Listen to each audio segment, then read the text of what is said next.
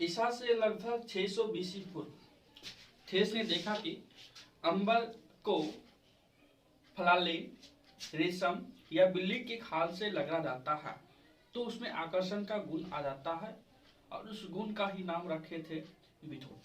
अब जानते हैं विद्युत होता क्या है। विद्युत सभी जानते हैं। एसकेस खोलने दीजिए। खोल गए। यानी कि विद्युत इलेक्ट्रिसिटी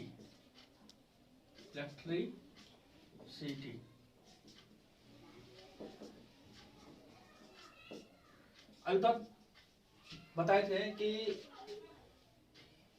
जब दो वस्तुओं को आपस में लगाते हैं तो उसमें आकर्षण का गुण आ जाता है तो उसका नाम विद्युत कहते हैं। तो इसका डेफिनेशन जो होगा कि जब दो वस्तुओं को आपस में लगाते हैं तो उसमें आकर्षण का गुण आ जाता है जिसे विद्युत कहते हैं। तो इसको लिखेंगे, जब दो वस्तुओं को आपस में लगाते हैं तो उसमें आकर्षण का गुण आ जाता है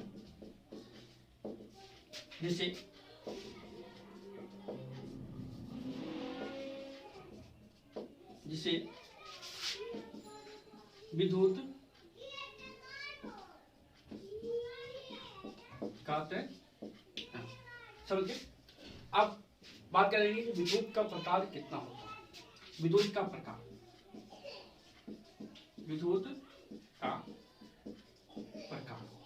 टाइप्स ऑफ इलेक्ट्रिसिटी।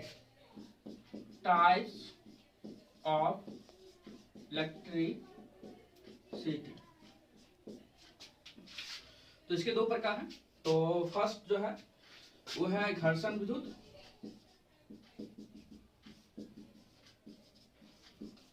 इसका दूसरा नाम जो है स्थिर विद्युत। क्या नाम है? स्थिर विद्युत। एक और नाम है अस्थैतिक विद्युत। इसका जो इंग्लिश होगा फ्रिक्शनल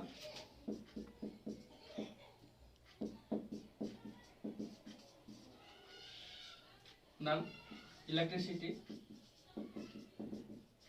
या स्टैटिक इलेक्ट्रिसिटी, यानी कि घर्षण विद्युत या स्थिर विद्युत या अस्थैतिक विद्युत। तो इसका इंग्लिश होता है फ्रिक्शनल इलेक्ट्रिसिटी और स्टैटिक इलेक्ट्रिसिटी। सेकेंड जो है वह है धारा विद्युत।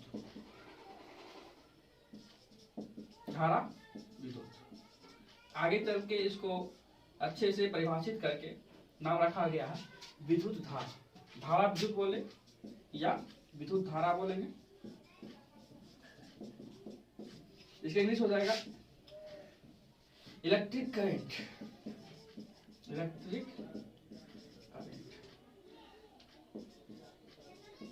जो एनसीईआरटी के तीसरे चैप्टर में पढ़ना होता है विद्युत धारा के बारे में। अब बात करते हैं कि घर्षण विद्युत होता क्या है। घर्षण विद्युत होता क्या है कि आपस में हम जब दो वस्तु को लगाते हैं, लगाने के पश्चात एक वस्तु से इलेक्ट्रॉन निकलती है और दूसरी वस्तु में इलेक्ट्रॉन आ जाती है। तो इलेक्ट्रॉन निकलने और आ जाने मतलब इलेक्ट्रॉन का मुख्य रूप से देखा जाए तो एक वस्तु से इलेक्ट्रॉन निकल के दूसरी वस्तु में आती है तो यहाँ पर इलेक्ट्रॉन का स्थानांतरण होता है। तो इलेक्ट्रॉन के स्थानांतरण के कारण ही दो वस्तुओं में आवेश उत्पन्न होती है। एक वस्तु में धनावेश, दूसरा में ऋणावेश। जिस वस्तु से इलेक्ट्रॉन निकलती है उस पर धनावेश आ जाती है, जिस वस्तु में इलेक्ट्रॉन आती है उस पर ऋणावेश आ जाती है। अब दोनों वस्तुओं में देखा जाता है एक वस्तु धनावेशित हो गया, दूसरा वस्तु ऋणावेशित हो गया। तो क्या ये आवेश जो उत्पन्न हुआ उस वस्तु में, कि ये आवेश चल रही है या उस वस्तु में आवेश स्थिर अवस्था में है? तो घर्षण के द्वारा जो आवेश उत्पन्न होती है उस वस्तु में जो आवेश आती है वो आवेश स्थिर अवस्था में होती है, उस वस्तु में मौजूद होती है, वो आवेश का स्थानांतरण नहीं होता है। यानी कि बोलेंगे जिस विद्युत का स्थानांतरण नहीं होता है उसे क्या बोलेंगे, स्थिर विद्युत या अस्थितिक विद्युत बोलेंगे। यहाँ बात आ रही है कि ये जो विद्युत उत्पन्न हुआ है तो कैसे उत्पन्न हुआ था, घर्षण के द्वारा उत्पन्न हुआ। जिसका एक और डिफिनेशन देंगे, घर्षण के द्वारा उत्पन्न विद्युत को, घर्षण के द्वारा उत्पन्न विद्युत को हम बोलेंगे घर्षण विद्युत या स्थिर विद्युत या विद्युत की विद्युत, अस्थितिकी विद्युत, सॉरी। तो इसका डिफिनेशन लिखेंगे, जिस विद्युत का स्थानांतरण, जिस विद्युत का स्थानांतरण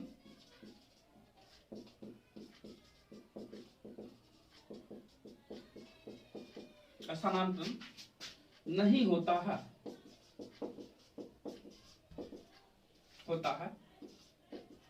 उसे घर्षण विद्युत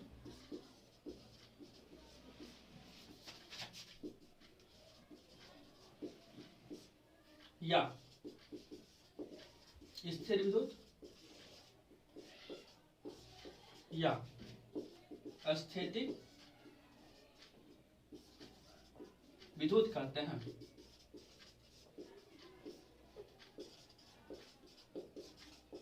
इसका अगर बात करेंगे दूसरे शब्दों में,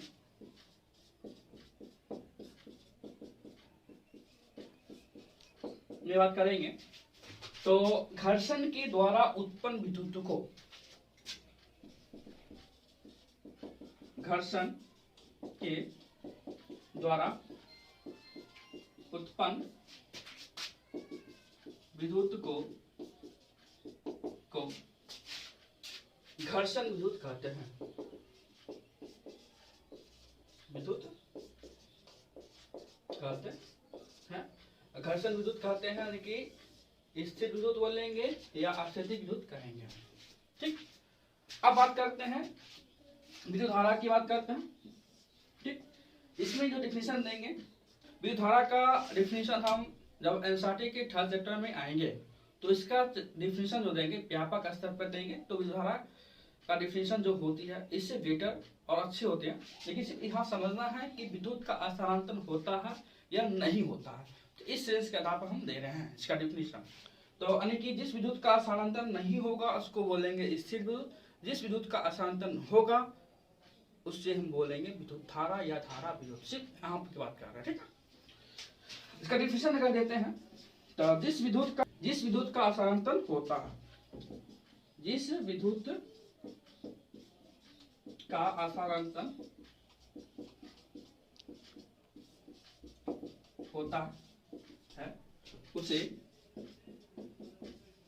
विद्युत धारा कहते हैं। ठीक, अब इसके बाद जो पढ़ेंगे वो जो होगा विद्युतीयकरण का सिद्धांत, जो अब इसके बाद बता रहे हैं विद्युतीयकरण का सिद्धांत। बोलते हैं कि विद्युतीयकरण का सिद्धांत पढ़ना है, तो विद्युतीयकरण का सिद्धांत पढ़ते हैं।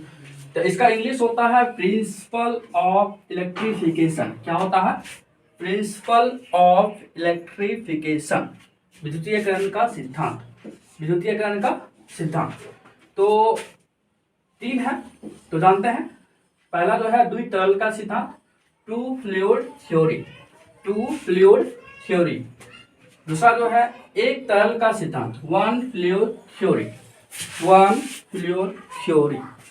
तीसरा जो है वो है आधुनिक इलेक्ट्रॉनिक सिद्धांत, आधुनिक इलेक्ट्रॉनिक सिद्धांत, मॉडर्न इलेक्ट्रॉनिक थ्योरी। क्या है? Modern electronic theory. अब हम बात कर रहे हैं द्वितरल का सिद्धांत होता क्या है, इसका जानते हैं। इसका कहना है इस सिद्धांत के अनुसार किसी उदासीन वस्तु में 2 प्रकार के तरल उपस्थित होते हैं जो उसमें समान मात्रा में उपस्थित होते हैं। यानी कि इस सिद्धांत के अनुसार किसी उदासीन वस्तु में 2 प्रकार के तरल धन एवं ऋण समान मात्रा में उपस्थित होते हैं। ठीक, और बात कर रहे हैं इस सिद्धांत का जो सूत्रपात किए थे वो जो है चार्ल्स फोकोडस डोपे, यानी कि आवेश दो प्रकार के होते हैं, जो बताए थे कुछ देर पहले कि चार्ल्स फोकोडस दुफे ने ही बताए थे कि आवेश दो प्रकार के होते हैं, ठीक। लेकिन इस सिद्धांत का जो विकास जो किए थे वो है रॉबर्ट शीमर। कौन है? Robert shimmer. यानी कि इस सिद्धांत का विकास करने वाले जो है रॉबर्ट शीमर, और इस सिद्धांत का जो सूत्रपात किए हैं वो चार्ल्स फोकोडस दुफे हैं, ठीक। अब बात करते हैं एक तरल का सिद्धांत। एक तरल का सिद्धांत, इस सिद्धांत के अनुसार विद्युत एक प्रकार का अविनाशी गुण और धार रहित तरल होता है। यानी कि विद्युत जो होता है एक प्रकार का अविनाशी, जिसको हम विनाश नहीं कर सकते हैं, अविनाश होता है, और ये धार रहित तरल होता है, और यह तरल सभी उदासीन वस्तुओं में समान मात्रा में उपस्थित होता है, ठीक। ये जो विद्युत होते हैं सभी उदासीन वस्तुओं में समान मात्रा में उपस्थित होते हैं। तो इस सिद्धांत का श्रेय जो है सर विलियम वाटसन को दिया जाता है, और इसका जो विकास जो किए हैं वो है बेंजामिन फ्रैंकलिन, ठीक। तो ध्यान से, द्वितल का सिद्धांत जो कहता है किसी भी उदासीन वस्तु में दो प्रकार के तल पाए जाते हैं जो समान मात्रा में उपस्थित होते हैं। एक तरह का सिद्धांत जो कहते हैं किसी वस्तु में जो विद्युत होता है वो जो होता है अविनाशी होता है, धार रहित होता है, और ये सभी उदासीन वस्तुओं में समान मात्रा में उपस्थित होता है, ठीक। अब बात करते हैं आधुनिक इलेक्ट्रॉनिक सिद्धांत। आधुनिक इलेक्ट्रॉनिक सिद्धांत, मॉडर्न इलेक्ट्रॉनिक थ्योरी। आधुनिक इलेक्ट्रॉनिक सिद्धांत, मॉडर्न इलेक्ट्रॉनिक थ्योरी। तो इस सिद्धांत के अनुसार जो कहा जाता है, इस सिद्धांत के अनुसार सभी पदार्थ परमाणु से मिलकर बने होते हैं। परमाणु का केंद्रीय भाग जो होता है वो नाभिक होता है। ध्यान से, प्रत्येक उदासीन वस्तु परमाणु से मिलकर बने होते हैं। परमाणु का केंद्रीय भाग जो होता है वो नाभिक होता है। नाभिक प्रोटॉनों तथा न्यूट्रॉनों से मिलकर बने होते हैं। प्रोटॉन एक धनावेशित मूलकण है, न्यूट्रॉन जो है एक उदासीन मूलकण है, इसीलिए कहा जाता है कि नाभिक धनावेशित होता है। और इलेक्ट्रॉन जो होती है नाभिक के चारों ओर कक्षा में परिक्रमा करते हैं, भ्रमण करते हैं, और इलेक्ट्रॉन जो होते हैं एक ऋणावेशित मूलकण होते हैं। अब इसको हम लिख रहे हैं सिंपल।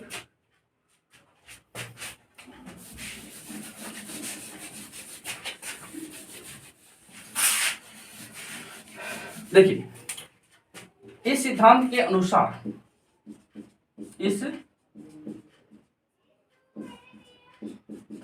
सिद्धांत के अनुसार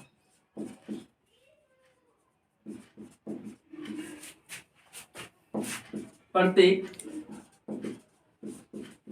पदार्थ परमाणुओं से मिलकर बनी होती है। परमाणु का केंद्रीय भाग, परमाणु का केंद्रीय भाग नाभिक होता है। नाभिक प्रोटॉनों तथा न्यूट्रॉनों से मिलकर बनी होती है। प्रोटॉन एक धनावेशित मूलकण है तथा न्यूट्रॉन एक उदासीन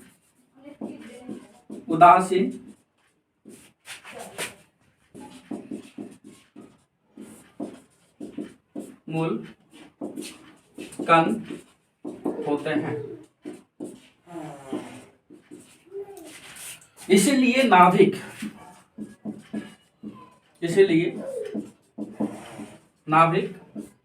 धनावेशित होता है। धनावेशित होता है। अगर देखा जाए प्लस शून्य किया जाए तो पॉजिटिव प्राप्त होता है। जैसे कि एग्जाम्पल 1 जोड़ शून्य करेंगे तो +1 प्राप्त होती है। ठीक। अब जो होती है इलेक्ट्रॉन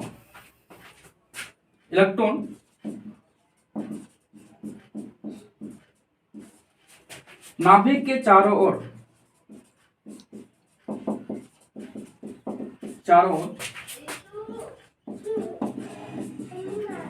कक्षाओं में परिक्रमा करती है। इलेक्ट्रॉन एक ऋणावेशित मूल कण है।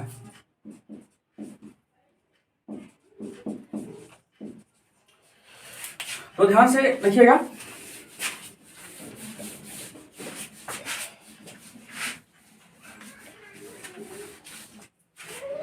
इस सिद्धांत के अनुसार प्रत्येक पदार्थ परमाणु से मिलकर बनी होती है। परमाणु का केंद्रीय भाग नाभिक होता है। नाभिक प्रोटॉनों तथा न्यूट्रॉनों से मिलकर बनी होती है। प्रोटॉन एक धनावेशित मूलकण है, न्यूट्रॉन एक उदासीन मूलकण है। इसलिए जो नाभिक होता है धनावेशित होता है। इसलिए जो होता है नाभिक धनावेशित होता है। उसके बाद इलेक्ट्रॉन नाभिक के चारों ओर कक्षाओं में परिक्रमा करती है। इलेक्ट्रॉन एक ऋणावेशित मूलकण है। यानी कि आधुनिक इलेक्ट्रॉनिक सिद्धांत जो है वर्तमान में जो है कि परमाणु के जो मौलिक कण होते हैं वो होते हैं 3, इलेक्ट्रॉन, प्रोटॉन, न्यूट्रॉन। अभी बहुत सारे कण को खोजा गया है, लेकिन मूल कण जो है इलेक्ट्रॉन, प्रोटॉन, न्यूट्रॉन ही है। इसको हम शॉर्ट में बोल सकते हैं कि आधुनिक इलेक्ट्रॉनिक सिद्धांत को हम दूसरी भाषा में कैसे बोलेंगे। तो दूसरी भाषा में बोलेंगे जो 2 लाइन का ही है। सभी उदासीन वस्तुओं में इलेक्ट्रॉनों तथा प्रोटॉनों की संख्या समान होती है। ठीक, सभी उदासीन वस्तुओं में इलेक्ट्रॉनों प्रोटॉनों की संख्या समान होती है। बस एक लाइन का जवाब है, जिसको हम बोलेंगे आधुनिक इलेक्ट्रॉनिक सिद्धांत, जो बहुत ही इंपॉर्टेंट है, जो वर्तमान में भी चल रहा है। बाकी जो सिद्धांत था एक तरह का सिद्धांत, 2 तरह का सिद्धांत को अब गलत माना गया है, जो अभी लागू नहीं होता है। अब सिद्धांत जो है आधुनिक इलेक्ट्रॉनिक सिद्धांत जो प्रेजेंट में वर्तमान में ही चल रही है। ठीक है। अभी हम तत्व बताए थे कि इलेक्ट्रॉनिफिकेशन का जो प्रिंसिपल था उसमें से मॉडर्न इलेक्ट्रिक थ्योरी के बारे में बताए थे। उसमें कहा जा रहा था कि कोई भी वस्तु जो होती है वो जो होती है पूर्ण रूप से उदासीन होती है, क्योंकि उसमें जो इलेक्ट्रॉन की संख्या जो होती है प्रोटॉन की संख्या के बराबर होता है। इलेक्ट्रॉन पर जितना आवेश होता है उतना ही आवेश प्रोटॉन भी होती है, लेकिन बस उसका प्रकृति चेंज होता है। इलेक्ट्रॉन पर ऋणात्मक होती है, प्रोटॉन पर धनात्मक होती है। इस वजह से इलेक्ट्रॉन की संख्या, प्रोटॉन संख्या किसी भी पदार्थ में समान होने के कारण दुनिया के कोई भी वस्तु उदासीन होती है। तो अब इसके बाद हम जानते हैं जो मुख्य पॉइंट है इस चैप्टर का, जो मेन पॉइंट जो है उसका बारे में पढ़ेंगे। वो जो है पॉइंट आवेश, विद्युत आवेश, उसके बारे में पढ़ेंगे। विद्युत आवेश, इलेक्ट्रिक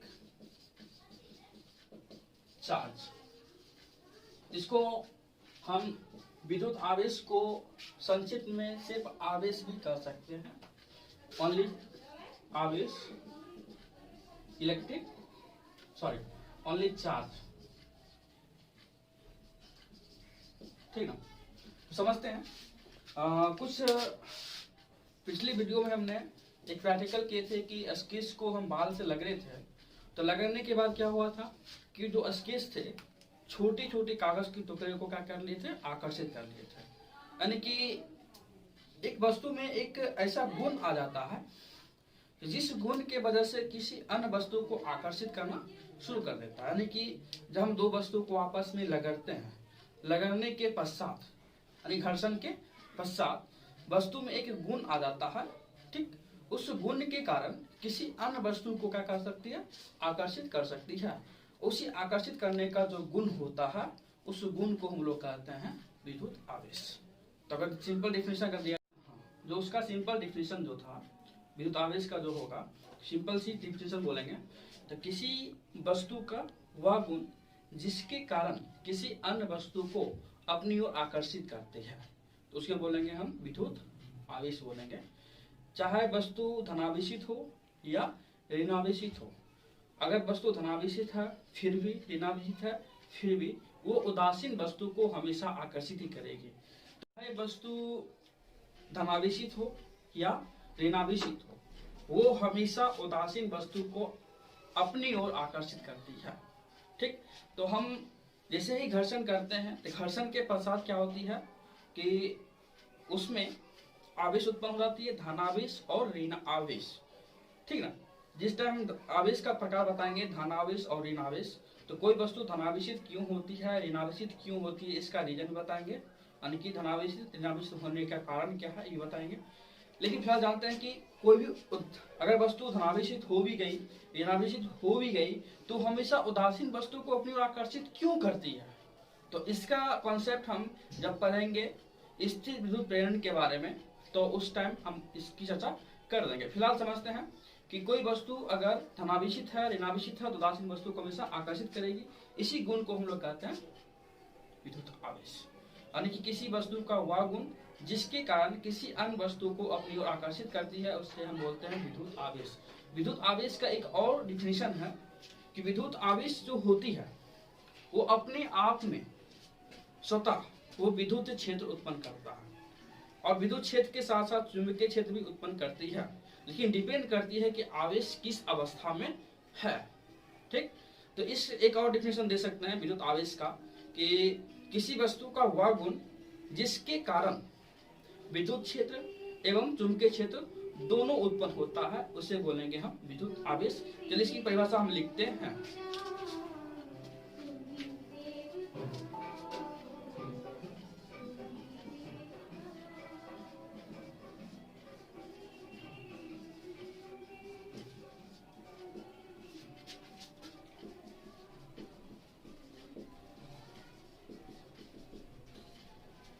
किसी वस्तु का वह गुण जिसके कारण विद्युत क्षेत्र एवं चुंबकीय क्षेत्र दोनों उत्पन्न होता है, क्या कहलाएगा, कोमा विद्युत आवेश कहलाता है। आवेश कहलाता है, ठीक। यानी कि विद्युत आवेश जो है वास्तव में किसी वस्तु का गुण है। क्या है, आवेश जो है वास्तव में किसी वस्तु का गुण है। अब बात करते हैं कि विद्युत आवेश को हम किससे डिनोट करते हैं, तो इसे Q या छोटी q से सूचित किया जाता। देखिए अभी हम पढ़े कि किसी वस्तु का वह गुण जिसके कारण विद्युत क्षेत्र एवं चुंबकीय क्षेत्र दोनों उत्पन्न होता है, विद्युत आवेश कहलाता है। और ये जानेंगे भी कि विद्युत आवेश कब विद्युत क्षेत्र उत्पन्न करेगा और कब चुंबकीय क्षेत्र उत्पन्न करेगा, कब विद्युत क्षेत्र एवं चुंबकीय क्षेत्र दोनों उत्पन्न करेगा, तो वो डिपेंड करती है विद्युत आवेश की अवस्था पर। तो फिलहाल अभी जानते हैं कि विद्युत आवेश का एसआई मात्रक क्या होता है, बीमा क्या होता है। तो अक्सर 2020 में बिहार बोर्ड ने आवेश का बीमा क्या होता है ऑब्जेक्टिव में पूछा गया था, ठीक ना। तो पहले जानते हैं कि विद्युत आवेश का एसआई मात्रक और बीमा क्या होता है। तो विद्युत आवेश का एसआई मात्रक एवं बीमा, ठीक, चलो हुआ। विद्युत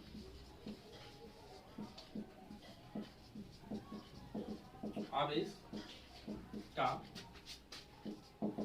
SI मात्रक एवं बीमा। विद्युत आवेश का SI मात्रक फर्स्ट में जानेंगे हम कि विद्युत आवेश का SI मात्रक क्या होता है। ये नंबर, विद्युत आवेश का SI मात्रक। देखिए, क्लास 10th में आप लोगों ने पढ़ेंगे विद्युत धारा के बारे में। तो विद्युत धारा का एक फॉर्मूला होता है, जो विद्युत धारा का सूत्र जो हम लिखते हैं, चूंकि हम लिखेंगे, हम जानते हैं कि विद्युत धारा बराबर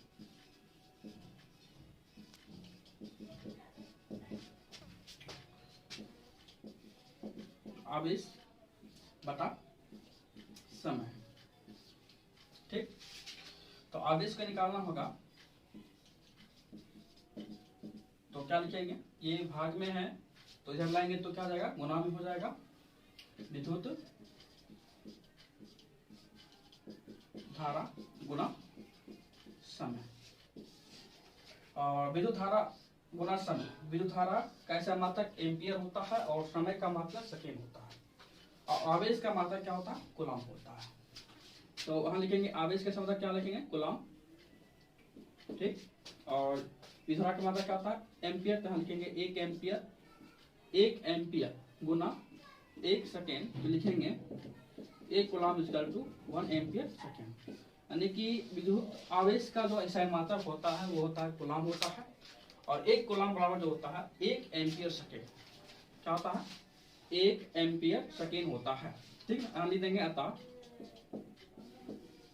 विद्युत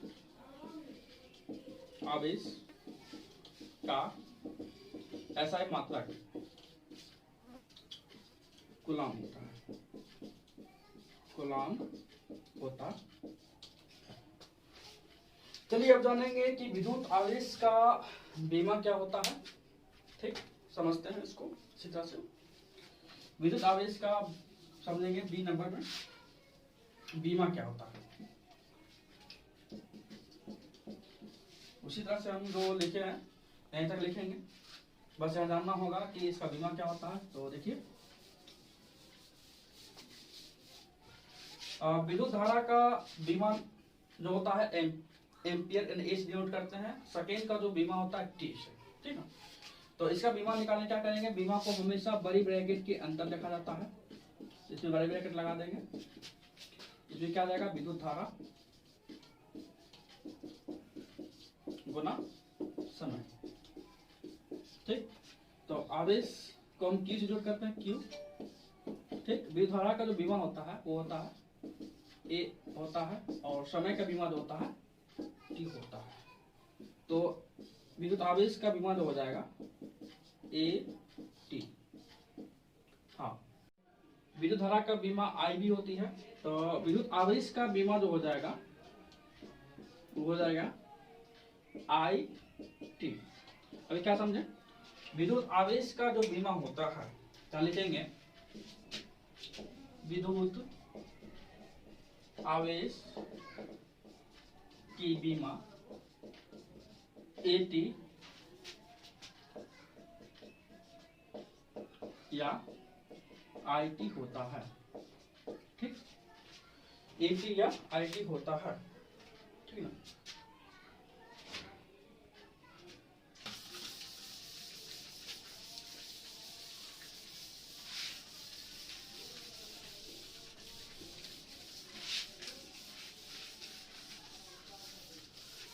अभी जो हम समझे थे विद्युत आवेश क्या होता है, विद्युत आवेश को हम किसे सूचित करते हैं, विद्युत आवेश का SI मात्रक क्या होता है, विद्युत आवेश का बीमा क्या होता है। तो फिर से हम बोल देते हैं, तो किसी वस्तु का वह गुण जिसके कारण विद्युत क्षेत्र एवं चुंबकीय क्षेत्र दोनों उत्पन्न होता है विद्युत आवेश कहलाता है।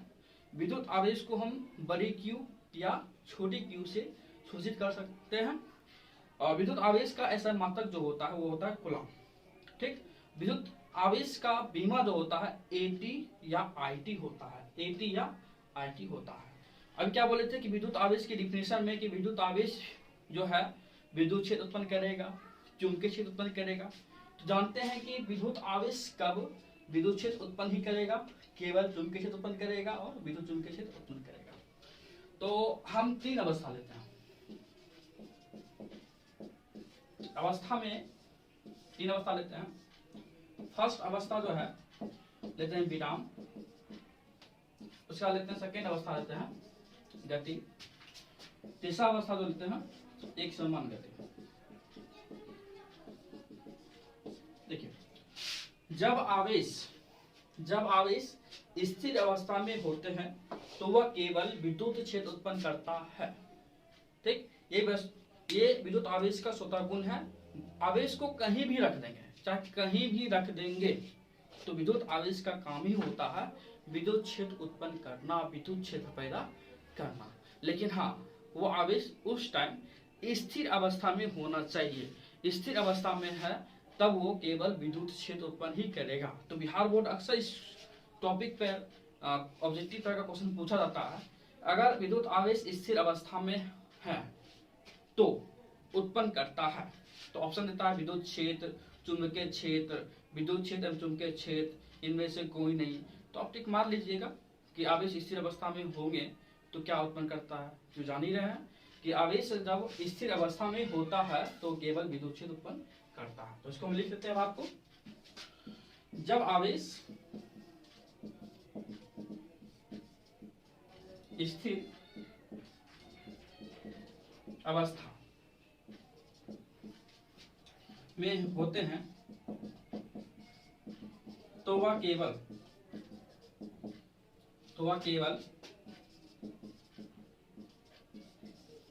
विद्युत क्षेत्र उत्पन्न करता है।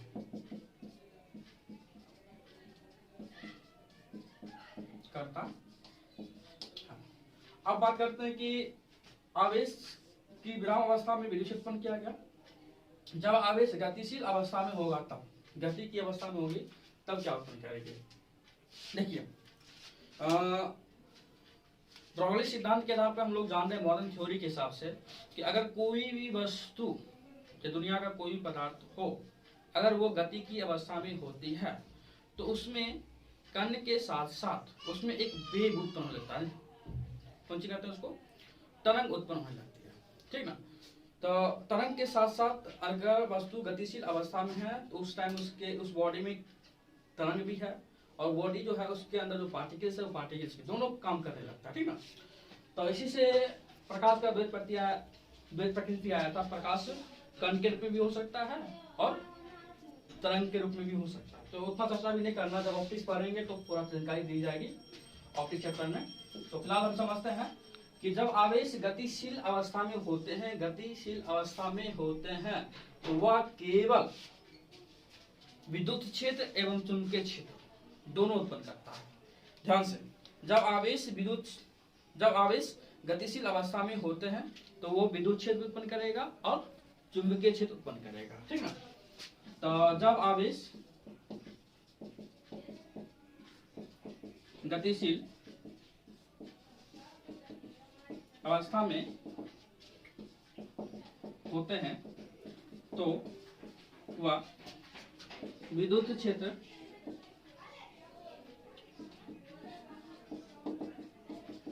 एवं चुंबकीय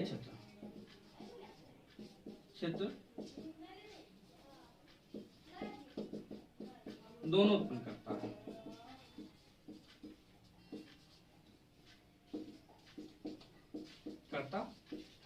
अगर बात किया जाए तो विद्युत अगर गतिशील अवस्था में तो विद्युत क्षेत्र और चुंबकीय क्षेत्र को मिला दिया जाए तो एक पॉइंट बनता है जो बनता है विद्युत चुंबकीय क्षेत्र। क्या उत्पन्न करेगा, विद्युत चुंबकीय क्षेत्र, विद्युत चुंबकीय क्षेत्र। जब आवेश गतिशील अवस्था में होगी तो आवेश विद्युत क्षेत्र एवं चुंबकीय क्षेत्र अर्थात विद्युत चुंबकीय क्षेत्र उत्पन्न करती है। तो अब बात करते हैं कि विद्युत आवेश कब चुंबकीय क्षेत्र उत्पन्न करेगा। तब एक समान गति की अवस्था में विद्युत आवेश अगर एक समान गति की अवस्था में है तो वह केवल चुंबकीय क्षेत्र उत्पन्न करती है। ठीक है, अक्सर जो क्वेश्चन पूछा जाता है बिहार बोर्ड में वो क्वेश्चन है मुख्य रूप से कि अगर गतिशील नहीं बोला जाएगा अगर आवेश त्वरित अवस्था में है तो आवेश उत्पन्न करता है। तो ऑप्शन दिया जाएगा विद्युत क्षेत्र, चुंबकीय क्षेत्र, विद्युत चुंबकीय क्षेत्र, इनमें से कोई नहीं। तो हम क्या बोले, त्वरित कब होगा, जब वस्तु गतिशील अवस्था में आएगा तो उसमें उसके साथ साथ त्वरण भी उत्पन्न होता है, इसलिए हम वर्ड लगा दिया गया त्वरित। अगर आवेश त्वरित अवस्था में है तो क्या उत्पन्न करेगा, त्वरित अवस्था का मतलब हो गया गतिशील अवस्था। तो गतिशील अवस्था में है तो क्या उत्पन्न करेगा, विद्युत चुंबकीय क्षेत्र दोनों उत्पन्न करेगा। क्या मानेंगे, ऑप्शन सी मार देंगे, विद्युत चुंबकीय क्षेत्र मान के आ जाएंगे। ठीक, अब जानेंगे कि विद्युत आवेश का कितना प्रकार होता है। ठीक ना,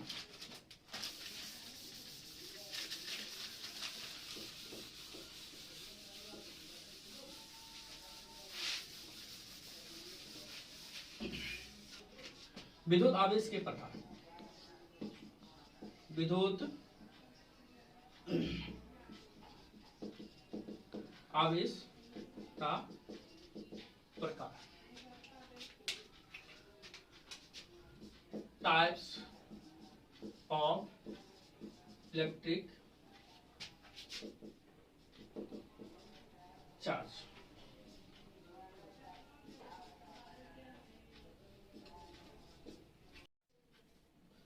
टाइप्स ऑफ इलेक्ट्रिक चार्ज। ठीक ना, तो इसके दो प्रकार होते हैं। पहला जो प्रकार होता है वो होता है धनावेश,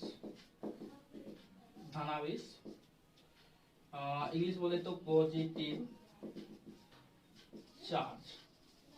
ठीक, दूसरा जो होता है ऋण आवेश, नेगेटिव चार्ज। ठीक, तो विद्युत आवेश के दो प्रकार होते हैं, एक होता है धनावेश, दूसरा होता है ऋण आवेश।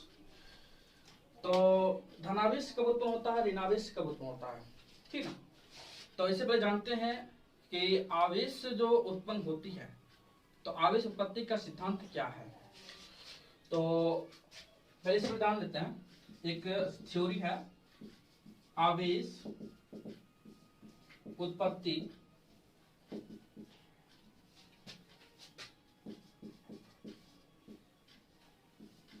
का इलेक्ट्रॉनिक सिद्धांत। आवेश उत्पत्ति का इलेक्ट्रॉनिक सिद्धांत क्या है। इसका कहना है कि हम किसी परमाणु को अगर हम बाह्य स्रोत से ऊर्जा देते हैं तो बाह्य स्रोत से ऊर्जा मिलने के बाद जो परमाणु के बाह्यतम कक्षा में जो इलेक्ट्रॉन उपस्थित होता है तो वो इलेक्ट्रॉन क्या होता है, एनर्जी को ग्रहण करके वो अपना कक्षा को छोड़ के क्या करके चला जाता है। क्या होती है, उसके साथ बात करेंगे कि हम जब आपस में दो वस्तु को लगड़ते हैं तो लगड़ने के पश्चात आप जानते ही होंगे कि उष्मा उत्पन्न होती है। उष्मा उत्पन्न होने का मतलब क्या है, उसको एनर्जी मिल गई है बाह्य स्रोत से। तो घर्षण प्रक्रिया के द्वारा क्या हुआ, दोनों वस्तु को क्या मिला, एक एनर्जी मिल गया। एनर्जी मिलने के बाद क्या हुआ, तो एक वस्तु के जो परमाणु है उस परमाणु के बाह्यतम कक्षा में जो इलेक्ट्रॉन उपस्थित है तो बाह्य स्रोत से ऊर्जा ग्रहण कर लेती है और बाह्य स्रोत से ऊर्जा ग्रहण करके उस वस्तु से इलेक्ट्रॉन निकल जाती है। तो जिस वस्तु से इलेक्ट्रॉन निकलती है उस पर धनावेश आ जाता है। अब बात करते हैं दूसरी वस्तु, वही इलेक्ट्रॉन जो इलेक्ट्रॉन निकलती है वही इलेक्ट्रॉन जो है दूसरे वस्तु पर चला जाता है। तो ये जो आवेश उत्पत्ति का इलेक्ट्रॉनिक सिद्धांत जो कहता है कि अगर हम बाह्य स्रोत से किसी वस्तु को हम ऊर्जा देंगे तो उस वस्तु के परमाणु के बाह्यतम कक्षा में जो इलेक्ट्रॉन उपस्थित होगा वो बाह्यतम ऊर्जा को क्या करेगा, एब्जॉर्ब करेगी और बाह्यतम ऊर्जा को लेकर वो अपना जो अस्थायी कक्षा है बाह्यतम कक्षा में है, बाह्यतम कक्षा से वो निकल जाती है, जिससे क्या होती है, वस्तु चार्ज हो जाता है, वस्तु आवेशित हो जाती है। तो अब जानेंगे कि धनावेश क्या होता है। धनावेश का डिफिनेशन क्या होता है तो जानते हैं। घर्षण के द्वारा जिस वस्तु में इलेक्ट्रॉन निकलने के फलस्वरूप निकलने के फलस्वरूप जो आवेश उत्पन्न होता है उसे धनावेश कहते हैं। ध्यान से, यानी कि जिस वस्तु से इलेक्ट्रॉन निकलेगा उसमें धनावेश होगा, जिस वस्तु पर इलेक्ट्रॉन आएगा उस पर ऋणावेश होगा। तो डायरेक्ट उसको ऋणावेश धनावेश नहीं करना है, उसको भाषा बनाना है तरह से। तो घर्षण के द्वारा जिस वस्तु से, ध्यान सुनिएगा, घर्षण के द्वारा जिस वस्तु से इलेक्ट्रॉन निकलने के फलस्वरूप जो आवेश उत्पन्न होता है उसे धनावेश कहेंगे। ठीक है, इसको डिफिनेशन लिख लेते हैं, ठीक है। घर्षण के द्वारा जिस वस्तु से इलेक्ट्रॉन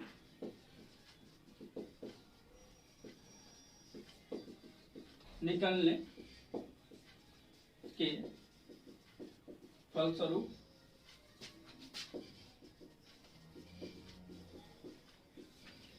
जो आवेश उत्पन्न होता है, जो आवेश उत्पन्न होता है उसे धनावेश कहते हैं, धनावेश कहते हैं।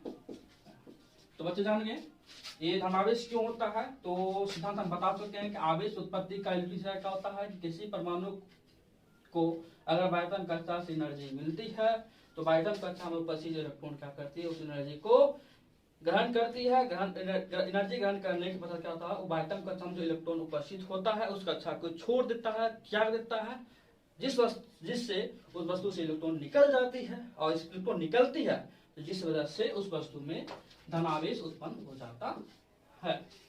ठीक, धन आवेश को हम तो Q प्लस, तो धनावेश को हम Q प्लस, बड़ी Q प्लस बोले या छोटी Q प्लस से किया जाता है। ठीक, अब बात करते हैं हम ऋण आवेश। ऋण आवेश क्या होता है। देखो, जब दो वस्तु को आपस में लगाते हैं तो एक वस्तु से इलेक्ट्रॉन निकलती है, तो इलेक्ट्रॉन जाती कहाँ है, तो वही इलेक्ट्रॉन दूसरे वस्तु में चली जाती है। तो ये डिपेंड करता है कि पदार्थ कैसा है, पदार्थ की प्रकृति पर डिपेंड करता है कि कौन से वस्तु जो होंगे धनावेश होंगे, कौन से वस्तु जो होंगे ऋणावेश होंगे। इसका ही चर्चा हम करेंगे कुछ देर के बाद कि किस किस वस्तु को आपस में लगेंगे तो वो वस्तु धनावेशित होगा, ऋणावेशित होगा। तो ये इसका मुख्य कारण जो होता है, ध्यान रखिएगा कि जो भी वस्तु के परमाणु है तो परमाणु के जो होते हैं विद्युत ऋणात्मकता, जो केमिस्ट्री की बात है, विद्युत ऋणात्मकता और विद्युत धनात्मकता की बात करती है। तो जिसकी विद्युत ऋणात्मकता ज्यादा होता है ना तो इलेक्ट्रॉन आकर्षित करने का गुण उसमें भी हो ज्यादा होता है, और जिसका इलेक्ट्रोनेगेटिविटी यानी कि विद्युत ऋणात्मकता जिसका कम होता है तो इलेक्ट्रॉन त्याग करने की प्रवृत्ति ज्यादा रखता है। यही सब कारण है, केमिस्ट्री की बात है। तो फिलहाल समझ लेते हैं कि जिस वस्तु से इलेक्ट्रॉन निकलेगा उस वस्तु में धनावेश उत्पन्न होगा, जिस वस्तु में इलेक्ट्रॉन आएगा उस पर ऋणावेश उत्पन्न होगा। तो इसको परिभाषित कैसे करेंगे, समझ तो गए कि जिस वस्तु में इलेक्ट्रॉन आएगा उसको हम ऋणावेश बोलेंगे। तो परिभाषा बोलेंगे, घर्षण के द्वारा, क्या बोलेंगे, घर्षण के द्वारा किसी वस्तु में इलेक्ट्रॉन आ जाने के कारण, इलेक्ट्रॉन आ जाने के कारण जो आवेश उत्पन्न होता है उसे हम बोलेंगे ऋण आवेश। चलिए इसका डिफिनेशन हम लिखते हैं बोर्ड पे। घर्षण के द्वारा जिस वस्तु में इलेक्ट्रॉन आ जाने के कारण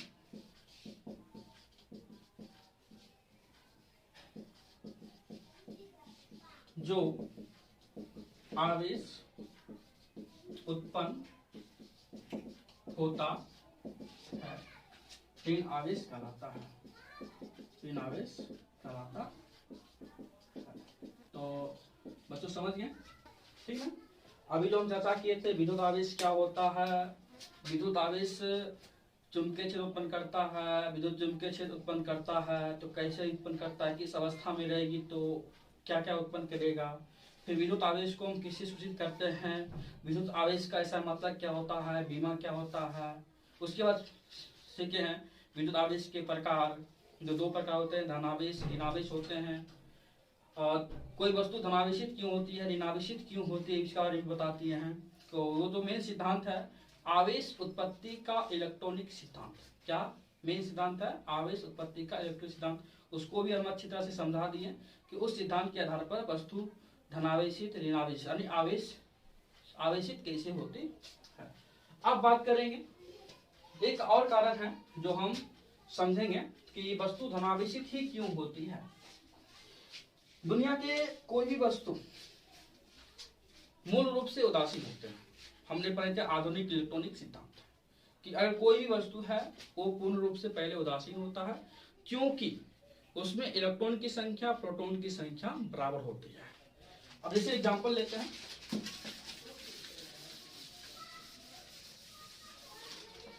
सोडियम की एग्जांपल ले रहे हैं। सोडियम का एटॉमिक नंबर कितना होता है तो आप लोग जान ही रहे होंगे। तो सोडियम का एटॉमिक नंबर जो होता है 11 होता है।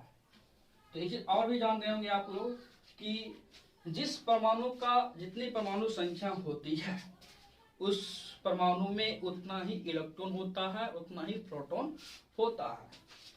तो इसमें क्या हो जाएगा, इलेक्ट्रॉन की संख्या और प्रोटॉन की संख्या कितना हो जाएगा, 11 हो जाएगा। ठीक। अब बात करते हैं क्लोरीन की, बात करते हैं। क्लोरीन का एटॉमिक नंबर भी आप लोग जान ही रहे होंगे। क्लोरीन का एटॉमिक नंबर क्या होता है, 17 होता है। इसका भी क्या हो जाएगा, क्लोरीन में भी इलेक्ट्रॉन की संख्या और प्रोटॉन की संख्या क्या होगा, 17 होगा।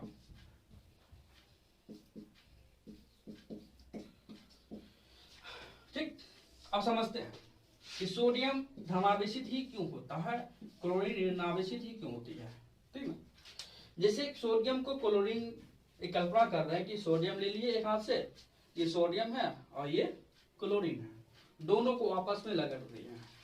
ठीक। रगड़ने के बाद क्या हुआ कि सोडियम से एक इलेक्ट्रॉन निकल गया, एक इलेक्ट्रॉन क्या हो गया, निकल गया। ठीक। तो अब ध्यान रखना होगा कि सोडियम से एक इलेक्ट्रॉन निकला तो पहले इलेक्ट्रॉन की संख्या कितनी थी, 11 थी, और प्रोटॉन की कितना थी, 11 थी। ये जैसे ही सोडियम से एक इलेक्ट्रॉन निकला तो उससे इलेक्ट्रॉन एक माइनस हो गया, कितना होता, 10 इलेक्ट्रॉन। और एक चीज और जान रहे हैं कि एक इलेक्ट्रॉन पर आवेश का मान जो होता है -1.6 गुने 10⁻19 कूलम होता है।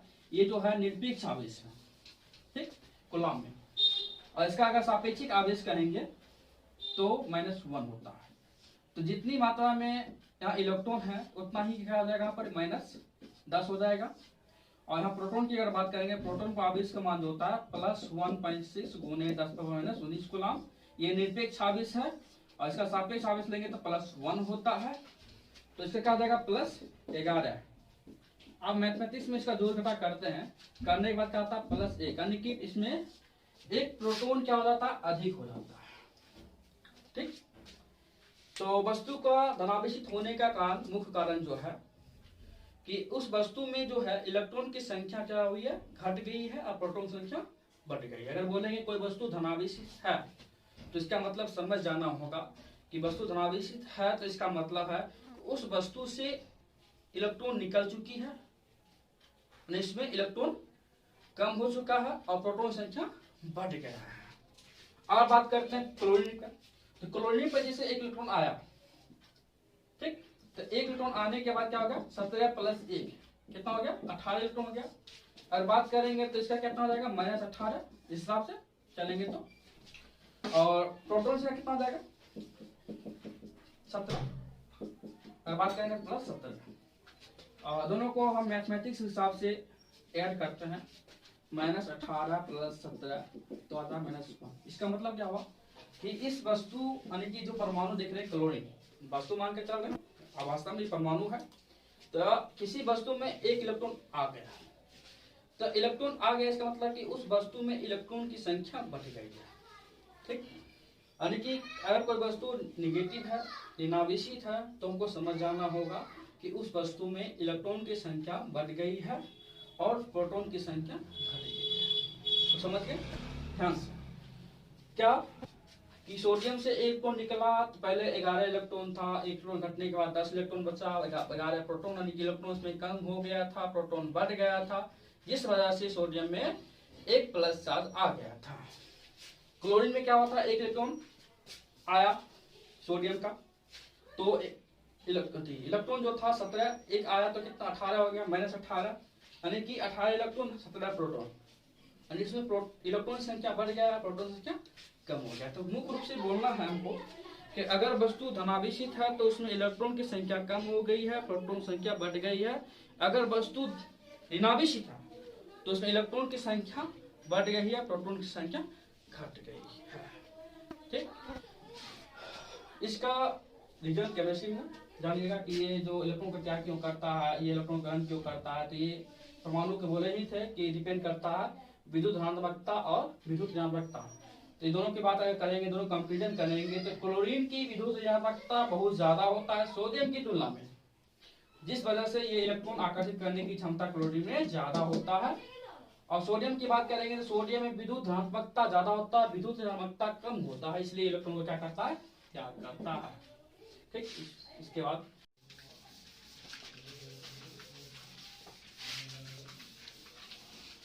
देखिए इस पर एक ऑब्जेक्टिव बनता है कि अगर वस्तु धनावेशित है तो हम क्वेश्चन कर रहे हैं, अगर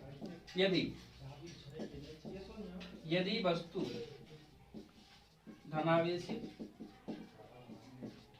है तो ऑप्शन दे रहे हैं कि E less than P, second दे रहे हैं P ग्रेटर देन E, तीसरा पॉइंट दे रहे हैं E बराबर P, E less than P, और तीसरा ऑप्शन जो दे रहे हैं हम लोग नन।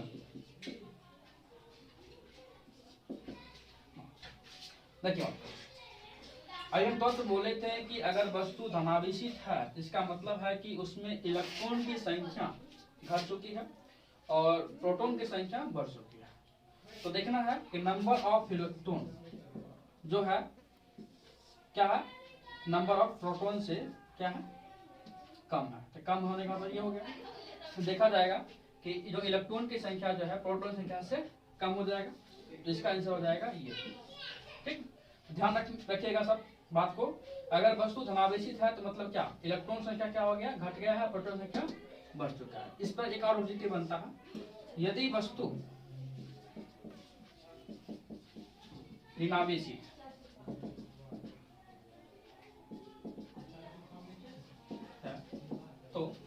तो इस पे ऑप्शन देंगे, वस्तु ऋणावेशित है तो इसका ये ऑप्शन ले चलते हैं। ऋणावेशित होने का मतलब क्या होता है कि उसमें इलेक्ट्रॉन की संख्या बढ़ चुकी है, प्रोटॉन संख्या घट चुकी है। तो इसका ऑप्शन हो जाएगा इसमें ये, यानी इलेक्ट्रॉन संख्या क्या हो गया, ज्यादा हो गया, प्रोटॉन संख्या कम हो गया। इसके लिखा जाएगा आंसर ये हो जाएगा, इसके लिखा जाएगा आंसर ये हो जाएगा। तीसरा पॉइंट जो है, यदि वस्तु उदासीन है, यदि वस्तु उदासीन है तो उसमें क्या हो जाएगा, वस्तु उदासीन है तो क्या बोले थे कि आधुनिक इलेक्ट्रॉनिक सिद्धांत के हिसाब से कि दुनिया के प्रत्येक वस्तु जो होते हैं उदासीन अवस्था में होती है, क्योंकि परमाणु उदासीन अवस्था में होती है तो उसमें इलेक्ट्रॉन की संख्या प्रोटॉन संख्या बराबर होती है। तो सीधी से टिक मार देना, इसके लिए क्या हो जाएगा, ये बराबर P। तीनों समझ गया ना, ये हो जाएगा ऋणावेशित के लिए, ये हो जाएगा धनावेशित के लिए, ये हो जाएगा उदासीन के लिए। आवेश से रिलेटेड आगे जो कॉन्सेप्ट है वो नेक्स्ट वीडियो में डाला जाएगा। तो फिलहाल अभी जो बता दिए सिर्फ आवेश के बारे में बताया, तो आवेश से रिलेटेड जो भी चीज था कॉन्सेप्ट उस चीज को हम बता चुके हैं। ठीक, फिलहाल इतना ही।